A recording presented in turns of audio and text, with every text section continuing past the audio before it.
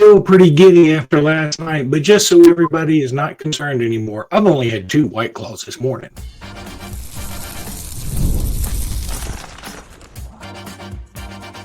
You are Locked On Bama, your daily podcast on the Alabama Crimson Tide, part of the Locked On Podcast Network, your team every day. Hey everybody, welcome back into Locked On Bama, AHSA Radio Network. Luke Robinson, that's me. Alabama internet legend Jimmy Stein, that's him. This episode is brought to you by FanDuel. We'll talk about FanDuel in just a little bit. Want to thank you every day for being here every day. Thank you newbies for being here today, and thanks everybody for making this your first listen every single day. You guys are the best. Jimmy, big night. Went to bed, couldn't go to bed for a while. I had to stay up and watch BYU and Colorado. I was so geeked up. Man, just the more I think about this, the bigger that win becomes. And I'm happy that I watched college football final this morning, and they were talking like, that Florida State game seems like a distant memory now. And the Florida State loss sucked, and it did expose Alabama to some degree, but give them credit for closing the loopholes on this team to a degree.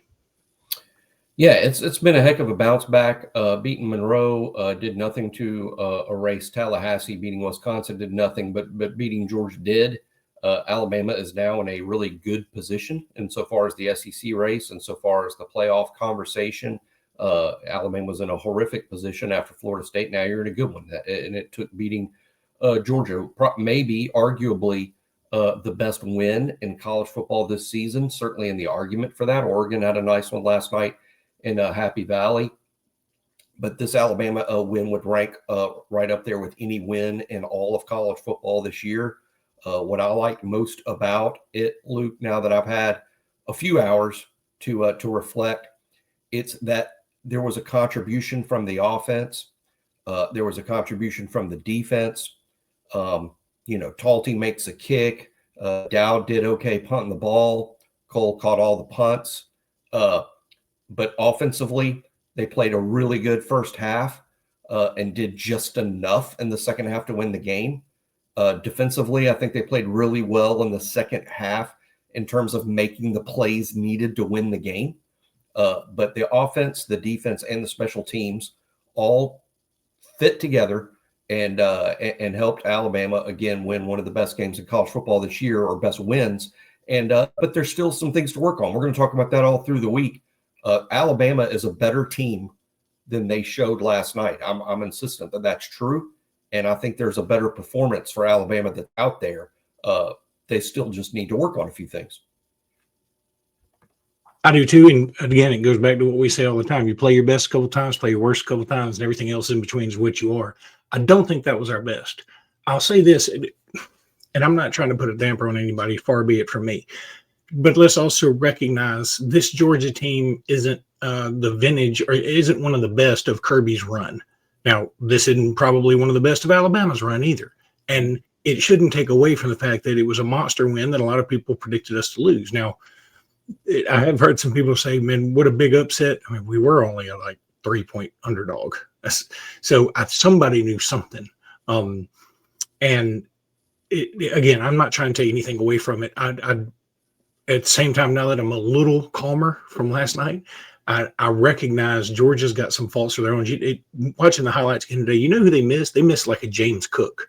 Because if they had somebody who could have breakaway speed in the backfield, that certainly would have presented some more problems, because the big backs were killing us. And then you bring up a speedy guy in there. Now, turning that around on Alabama, a couple of friends of mine and I've been texting on different threads about how Jam Miller, that's why we needed Jam Miller back. Not because he's this awesome running back, not because he's this Derrick Henry, Trent Richardson, Mark Ingram kind of guy. He's not. He's just not. But man, he sells out. He wants to be there. He loves being there. He wants to fight for every yard. And by God, he about has to fight for every yard. But he also wants to pick up blitzes, which he did really well. He also wants to make receptions, and then to have the wherewithal amidst all that excitement to go down in bounds. Had he gone down out of bounds, it probably wouldn't have mattered. I mean, I hadn't even thought about the time, but it's still a smart play that he deserves credit for. Having Jam Miller back meant a lot more than a lot of us probably believed it would. I think everybody thought, okay, could it be good to have him back? He's our number one back. But there's part of me, and I think this is fair for all college football fans, when it comes to their running backs, unless you have an Adrian Peterson or Derrick Henry back there, you're like, well, our next guy, he's been killing it in practice, and we can't wait to get there. And to a degree, Kevin Riley has been far exceeding expectations. But we didn't see Daniel Hill at all last night. Didn't see Dre Washington at all that I know of. Who else didn't we see, Jimmy? Help me out. DK Deer? I don't recall seeing Richard Young. I mean, I don't recall seeing Richard Young. Maybe that happened, but to my knowledge and my recollection of the game, Jim Miller and Kevin Riley played every snap at running back, and I think they both did some good things. They both contributed to the winning effort. But one of the things I'm going to talk about all week is the production from the running back spot just isn't good enough. I mean, it wasn't good enough last night, and it's something that has to improve somehow, some way. I thought it would be better than it was, but it just wasn't. Georgia got very good production from the running back spot and nearly won the game because of it, but they didn't. And the reason they didn't win the game is, I think before the game started, if you asked Georgia fans who's a better quarterback between Gunner and Ty, Georgia fans would have told you Gunner, and Alabama fans would have told you Ty. Alabama fans were right. Ty Simpson is a better quarterback than Gunner Stockton. He certainly was last night. And that was the true difference in the game, in my opinion. Ty Simpson being a better quarterback than Gunner Stockton was a major factor because Georgia's run game was significantly better than Alabama's last night. Alabama was just able to make up for it because their pass game was so good. Why? Ty Simpson. Yeah, there's no doubt. And Georgia fans did say Gunner Stockton was better. And I'm not saying Gunner Stockton's not a good quarterback. I think he's pretty good. I think Georgia's still got the same problem they've had over the last several years, that doesn't really matter who their wideouts are. They've had George Pickens, by the way, who's really good. And they got Zachariah Branch now. And Branch made a fabulous catch. I don't think a 3rd and long to keep a drive alive last night, and he got pinballed around. But they just, for whatever reason, it's just not the Georgia DNA thing to get wide receivers and make them into something awesome. I mean, AJ Green, but that was a long time ago. Now, one more thing I want to do before we go to break. Our buddy, Michael Southern, runs a site called Tide Hoops History. He also runs another site called, let me see here, is that Tide Machine? Yeah, the Tide Machine, at Tide Machine. He put out a video, and I got permission from him to use this video. He was very gracious. I'd have stopped in it on that play. I'm not doing the whole 3.5 minutes because I was thinking, man, you know what? I love this video, and if it's just me watching it, it's fine. But if I'm doing it for somebody in the car, they're probably like, what's Luke got Ray Charles on for? So I understand, but it is an amazing video. I highly recommend you go check out at Tide Machine. Follow them. Follow at Tide Hoops History. Michael Southern does an incredible job. Couple other notes from that game. By the way, I've stopped it on what a play we didn't even really discuss last night with Bree Hubbard making the form tackle, causing the fumble of Nate Frazier. And I did watch some of the Locked On Georgia guys afterwards. I know a lot of you guys that listen to us don't like necessarily the Locked On Georgia guys. But I have a sort of a weird kinship with them because they have co-hosts, we have co-hosts, and y'all, it's difficult to do that sometimes because you don't know. I mean, they don't script anything. We don't script anything. So I get where they're coming from on some of their stuff. Yes. Are they a little more cocky than Jimmy and me? Yes. Guess what? They're also younger and better looking. I'd be cockier than Jimmy and me too. So, but I thought it was interesting. Some of the things they said, you know, they are not immune to the same type of overreactions as Alabama fans when we lose. They said, hey, Nate Frazier, Ellis Robinson, thanks for everything you've done. Get the hell out of my program is essentially what they said. And it was just, look, yes, that's extreme. Yes, I think this morning they'd probably wake up and say, I don't really want him to leave. But Nate Frazier didn't have a good game. Ellis Robinson had, we were smoking Damani Jackson last night. Like, he had a horrible game. Ellis Robinson was like, hold my White Claw. I will do something much worse than what you did. And he did. Yeah, it was a really poor play. It's a complete overreaction. I want to run him out of the program after a bad decision, after a bad play. no doubt. And Georgia has their deficiencies. That's the thing. It's one of the things that we said all week in the lead up to the game is one of the things that was giving me hope. And the reason I picked Alabama to win was this isn't a fantastic or great Georgia team. They're not nearly as good in the front seven as they normally are. They don't have a difference maker as an alpha dog pass rusher. They don't have you have to, if someone told you, hey, you must bet $10,000 that someone in their lineup is going to be a first-round pick, it should make you extremely nervous because who the heck is? They have some candidates for it, but no one is just an automatic first-round pick. And they've had so many of them during the Kirby era. You could say the same thing about Alabama, by the way. Mm-hmm. But like Luke's already said in this show, it's not vintage Alabama. It wasn't vintage Georgia either. And that's what gave Alabama a chance. And then a handful of Georgia players, didn't have great games. Heck, not all 22 Alabama players had great games. One shout out I want to give too quickly before I forget, Jase Pierre had to play most of the game due to an injury to Quay Russaw. Didn't stand out, what like a dominant presence or anything, but that's a lot. He had one big play. He did have a one big play, I remember. Really good play, sure. It's just a lot to put on the plate of a young player that at one point in fall camp was third. He was the third team Wolf behind Quay Russaw and Jamarian Latham. He was third. Then, boom, now he finds himself number one in Georgia at Athens, holds up part of a good defensive effort, particularly the second half to win the game. So shout out to Jase Pierre for coming through when he was bequeathed a battlefield promotion. He was what now? Bequeathed. Bequeathed. Your B dropped off there, and I wondered exactly where you were headed with that. Not everybody will get that joke, but I really did. I was like, what did Jimmy just say about him? 5 Hour Energy. Caffeine just got a flavor upgrade, yo. 5 Hour Energy shots deliver tasty caffeine in 17 flavors. Each 20-ounce shot packs the caffeine of a premium 12-ounce cup of coffee, plus B vitamins and nutrients with 0 sugar and 0 crashes. What I love most is how portable they are. Big taste, tiny shot. You can take it anywhere you want to go and get that boost when you really need it. Look, I love them. I carry them everywhere. I need them for my high school scoreboard show. Otherwise, I'll never make it to the 6A games. Enough with boring, flavorless caffeine. It's time to give your caffeine a flavor upgrade with 5 Hour Energy shots.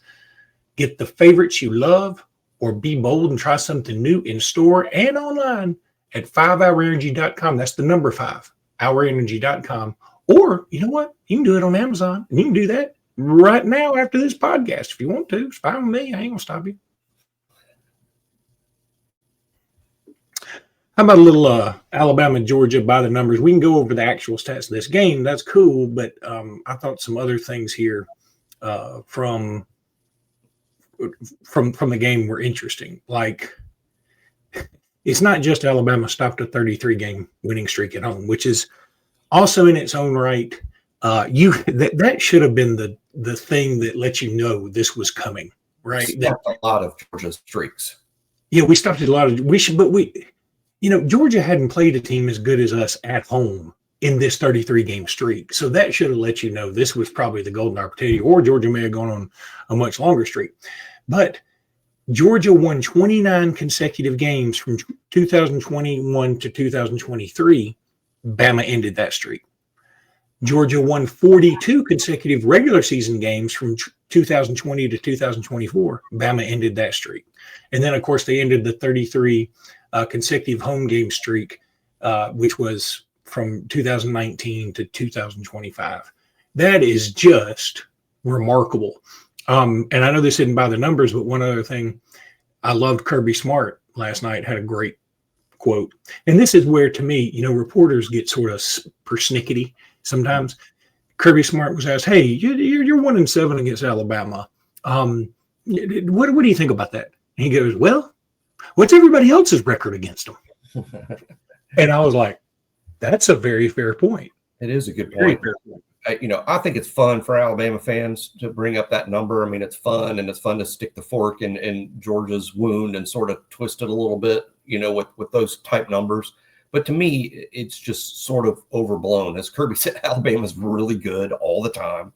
That during this entire stretch of time, Alabama's either been a championship team or a championship contender in virtually every one of these games. To me, I just look at like, hey, coach, what's your record against top 10 opponents? Other than a cyborg like Nick Saban, who is good against top 10 teams? It's extremely difficult to win those games. I think some reporters act like Kirby Smart's 1-7 against Tennessee because of, or Mississippi State, or I mean, your record against top 5 teams, 10 teams should theoretically be much worse than your record against top 25 teams or 50 teams or top 100 teams. It's quad 1 wins. I mean, it's just hard. You need a couple of quad 1 wins. But who's got an impressive winning percentage in quad 1 games? Kirby does. That's that. I mean, Kirby does. You take us out. Kirby does. It's awesome. It's an overall good record. But I just don't. I'm just not a believer in he sees Alabama colors and forgets how to coach. I think that's just really dumb. I think it's just the fact that he's going up against a really good team every time he plays Alabama. And guess what? You play a really good team, you might lose. And here's the other thing. I do think in game, in a certain moment, playing Alabama might affect a call that leads to a loss, and it may distort reality for a minute. For instance, okay, last night I think I mentioned I thought that when we stopped him on 4th down, I thought that was much later in the 4th quarter. I don't know why, but it turns out it was like with 13 minutes left to go in the game. And on the surface, as Georgia was gashing us, I was thinking, man, I hope they kick the field goal, because I was like, I think they're going to get the touchdown. And then I was thinking about the time, right? And I was like, they'll probably get a first down. We'll stop them, and then they'll score. That'll take another minute and a half off. There will be about 11 minutes plus or minus left. We get the ball back. We go on a drive, and we score a field goal. Then they come back down and win it with a touchdown. I was thinking, like, my brain works like that sometimes. And I was like, I really want him to kick it, because I think it still would screw some things up, but I think we can make up for it. Well, anyway, he decides to go for it. And my thinking about his thinking is that he was like, hey, we got to prove to Alabama we're going to push them around. We're going to push them around. That's what we do. We bully people. Let's go bully them right now. Let's do it right now. And I think if Georgia had just called a huddle, just done what they always do, huddled up, got the play they want and done it, it'd have been fine. I swear to God, I think they would have made it.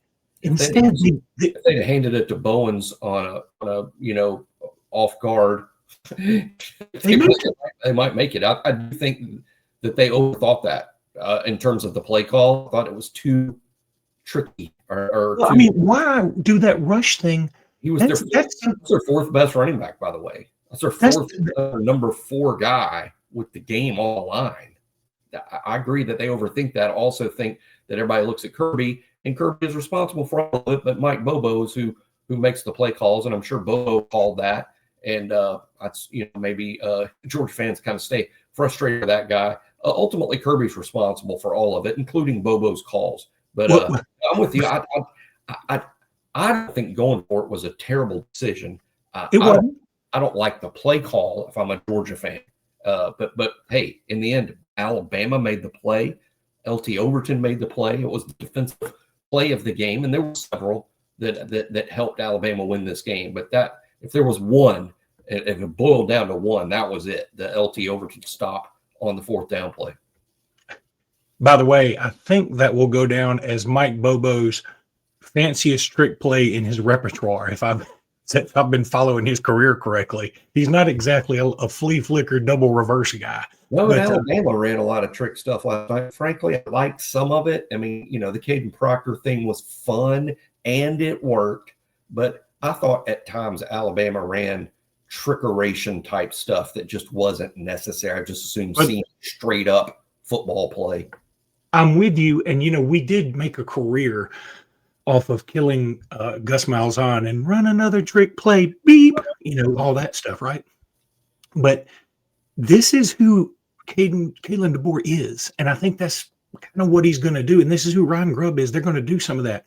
And I thought, it was weird. Jeremy Bernard was going to attempt 2 passes in this game. One of them, and it's just not going to work against Georgia very often. The next one, which was only like a 3 or 4 yard gain, but it got us a first down.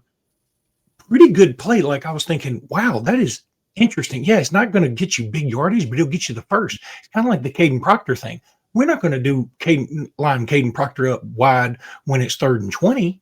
But when we put him out there and people are like, oh, they're clearly going to throw a screen to Jeremy Bernard, and then we throw it to this Sasquatch of a human being, and everybody's like, I prefer not to tackle him. I love their design and their confidence in Caden Proctor, and we brought it up last night. One of the few good points we made after a few drinks.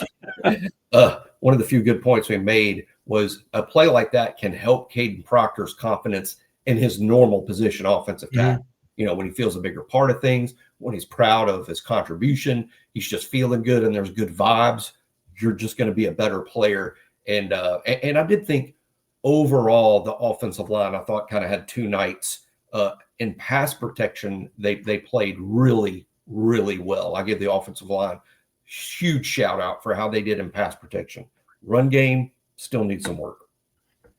If Refrigerator Perry was the refrigerator, is Caden Proctor the kitchenette? What is he? He's something just as big. He's the entire kitchen. He's the entire kitchen. He's the whole second floor. I doubt he weighs as much as him. I don't remember though. Oh, that's good. That's a good point. Yeah, I don't think he weighs quite as much as him. But I also don't think Refrigerator Perry could run to the sidelines, much less catch a pass and then do something with it. Let's talk about a new sponsor now. One of the tools that help make a huge difference for business owners is Quote, which is formerly called Open Phone. It's the same great business phone system you've heard me talk about before, just with a new name. That name is Quote. And here's why it matters. Every missed call is money left on the table. When every customer conversation counts, you need a phone system that keeps you connected 24/7. Quo is the #1 business phone system that streamlines customer communications. It works right through an app on your phone or computer, so no more carrying 2 phones or relying on a landline. I love how Quo, which is formerly Open Phone, lets your team share one number and collaborate on calls and text like a shared inbox, so no customer gets left hanging. See why over 90,000 businesses trust Quo, which is formerly Open Phone. Get started free and get 20% off your first 6 months at quo.com/lockedoncollege. That's QUO, very simple, .com/lockedoncollege. And if you've got existing numbers with another service, Quo will port them over at no extra charge. Quo, no missed calls, and more importantly, no missed customers. Now I want to tell you about FanDuel. We love FanDuel. What a great day for FanDuel yesterday. FanDuel, by the way, Jimmy, we talked about it. FanDuel's over-under on Ty Simpson yardage. They hit it. They missed it by 1 yard. They missed it by 1 yard. That's how good FanDuel is. Yeah. The NFL season is here. It's here today. And FanDuel has an offer you won't want to miss. Right now, new customers can bet just $5 and get $300 in bonus bets if you win. That's right. Pick a bet, put down $5, and if it hits, you'll unlock $300 in bonus bets to use across the app. FanDuel is so much fun. And you got an NFL game that's going on right this very minute. So as soon as this pod is over, man, go over to FanDuel and have some fun. So what are you waiting for? Visit FanDuel.com to download the FanDuel app today and get yourself started with some FanDuel Jimmy Stein guarantee. So we're not going to talk any Vandy yet. I mean, that's next game up. And yeah, we all, amidst all the celebrations, Vandy's a little worrisome. They come in with the highest ranking I've ever seen a Vanderbilt team have. But just looking over I did want to bring up one other thing. I wanted to talk a little bit about the stats from last night before we talk about college football overall. The first half was so good that when you look at the stats, though, that we had, it was a lot more pedestrian than I thought it was going to be. Jam Miller only ended up with 46 yards. How did he make 16 carries and a 2.9 average look so freaking important? Mm-hmm. Yeah, making important, because a handful of the yards he made were important yards, and it might be helps. And I like that we were giving them a look. I mean, you can't just, hey, the run game's not working, let's quit it. I think that's the worst thing to do. I like that we kept at it. but we've just got to get more production out of the running back spot in the run game. There's no doubt about it. A couple of guys that played that I did not notice, and if I go back and watch this, I'm going to be interested to see what they did. Dre Kirkpatrick was in. He had a tackle. Jordan Renaud had a tackle. I did see him some. Kelby Collins was in there. I don't remember seeing him at all. And we got to get more out of Kelby Collins here very shortly. Luke Metz played. Lots Brooks obviously played. He had 2 catches, 40 yards. Again, his one catch where he got just drilled, and then he got drilled from the backside, and he, holds on to the ball. Dude, we got to reward him. If you're going to reward Caden Proctor for the blocking and get him something like that, maybe we let Lotsier Brooks snap one. It works that way. Lotsier, I trust him. I mean, late in the game, third and long, I mean, I bet the staff feels the same way. I'm sure. I just trust the guy to make a play. I mean, if it's third down and the season depends on it and we're throwing the ball downfield, I would just as soon throw it to 17 as anyone else. There is some toughness to this guy's game, both physically and mentally. I mean, he's really came in with a different attitude. And again, this shouldn't be so crazy for us to think about, because when he committed he committed to Bama, and he wasn't super highly rated at the time, but he was like, yeah, I'm coming in to make a difference, and I'm not wavering. I'm not doing, and that's exactly what he's done. He made did he make the opening tackle, or maybe on our kickoff, he made a big tackle on special teams on the kickoff return team. He's just everywhere. If you don't love Lots Brooks, you better get on the train. He's very lovable. When you mentioned Dre Kirkpatrick getting snaps, one of my criticisms that I'll bring up this week, and I've been pretty consistent on this, will remain. So just playing too many players. There was a series in the second half. No, not in the second half. In the fourth quarter, game on the line, Georgia driving to tie the game, win the game. And we've got Red Morgan out there. We've got Zay Mincy out there. We've got Dre Kirkpatrick out there. We got Dijon Lee out there. I mean, it just, again, maybe there's too much Saban in me because he just didn't do that type stuff. Now, that said, so I am still criticizing over that. I think we play too many players with the game on the line, and we ought to play our best players only if they're healthy enough to be out there. But I will say this, like Keon Sabb, for instance, I didn't think Keon played well last night at all. Nope. And I don't know how they're going to grade him, but I didn't think Keon Sabb played well at all. Maybe playing these other safeties, hey, maybe they might deserve a start here and there. I mean, I think we need to look at individual player performance, grade them what they are, and if the grade's not good enough, then put someone else in there to even start the game. But I was just really uncomfortable, as usual, playing so many guys with the game on the line, the season on the line in so many ways. Just makes me uncomfortable. But hey, it did work out. The SEC standings, I mean, just go exactly according to plan. Just like everybody thought, Missouri, Vanderbilt, Oklahoma, Texas A&M, Alabama, and Ole Miss are all undefeated. And Georgia, LSU, Tennessee all have one loss. Meanwhile, South Carolina, Auburn, and Kentucky all have 2 losses. And Texas hadn't even played an SEC team yet. This is just the way we all saw it coming down, right? And Ole Miss is leading at 3-0. Yeah, Ole Miss is the first team to reach 3-0, right? So I say Ole Miss is in the clubhouse leader at this point, and very impressive win by them yesterday, beating a really good LSU team, and did it with a number 2 quarterback. Frankly, I mean, this is their second quarterback, and so Ole Miss and Lane Kiffin definitely a shout out. They're really good. Well, it's going to be a lot of fun this week. Tomorrow for the podcast, we will sort of give an overview of the college football landscape, talk about Penn State, Oregon, maybe even a little bit, because that game, at first, I was ready to tweet out, who would have thought Alabama, Georgia at halftime was going to be this offensive explosion, and at halftime, Oregon, Penn State was 3-3. I would have clearly thought those 2 games would be reversed, but it turns out that game turned out to be really good too, and James Franklin very predictably loses again. So, the more things change, the more they stay the same. Until next time, everybody, roll tide. Roll tide.